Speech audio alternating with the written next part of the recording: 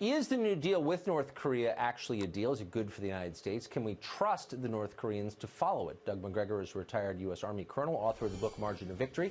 Congressman Jeff Fortenberry is a Republican, represents the state of Nebraska, and both of them join us tonight. Congressman, first to you, is this a deal Americans ought to be happy about? Well, the best word that I can use to describe the last few days, in my mind, is stunning. I think the president's actions here are bold, they're historic. It's almost unimaginable, given where we were just 6 months ago, where we were on the precipice of some type of even potential nuclear exchange. The president has leaned into something pretty radical here, and perhaps he's creating a new architecture for 21st century diplomacy. He has said to Kim Jong-un, we're going to deal with you, for good or for ill. And if it's for ill and you move your finger toward a nuclear button, we're going to hurt you.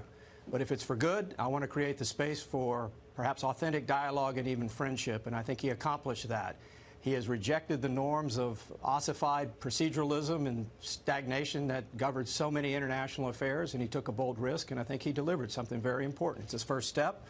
We are holding out hope, obviously, for a greater vision that could evolve here, but it's an important and good first step. Ossified proceduralism, a phrase I'm stealing. Colonel, are you as optimistic about it? Extremely. I think this is Donald Trump's finest hour, and I'm absolutely serious.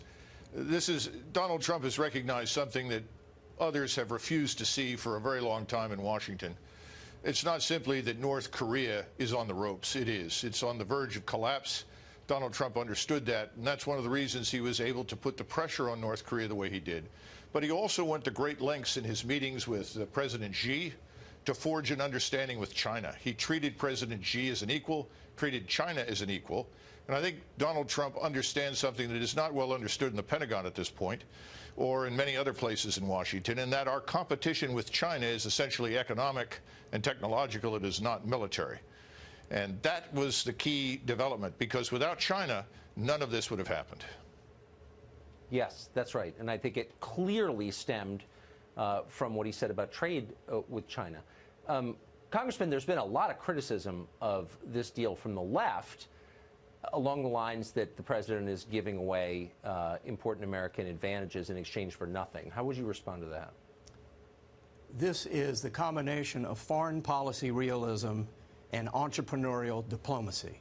And as I said, this is not only about potentially preventing a conflict and opening up a new chapter and rejecting a stalemate of the last 65 years with North Korea, but it also could signal a new way, a new architecture for diplomatic relations moving forward. Look, the world is screaming for some type of new interpersonal ecosystem, both in our homes and in our communities, as well as between nations.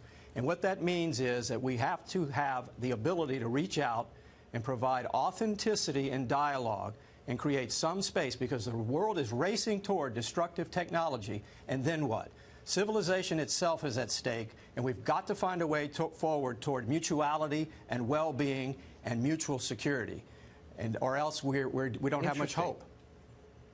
But, I mean, Colonel, that's a lot of what we have heard liberals and some conservatives, by the way, criticize, the idea that you meet with someone who is morally out of bounds, like Kim Jong-un. Going forward, should we be willing to meet with anybody? Oh, absolutely. And I think Donald Trump is a disruptive force, let's be frank. He's disrupting the status quo. Lots of people in this town are very upset because this threatens to change the distribution of cash. Right. This threatens budgets. This threatens force structures.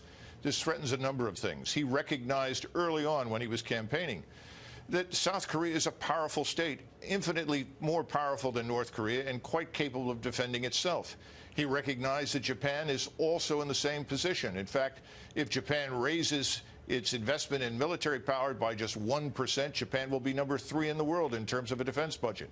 He understands that what Northeast Asia wants and needs is stability, order, and prosperity, not war. And I think he's got the agreement of everyone who counts in the region. That's an amazing statistic about Japan, by the way, which most of us consider demilitarized, apparently not. Congressman, thank you both very much.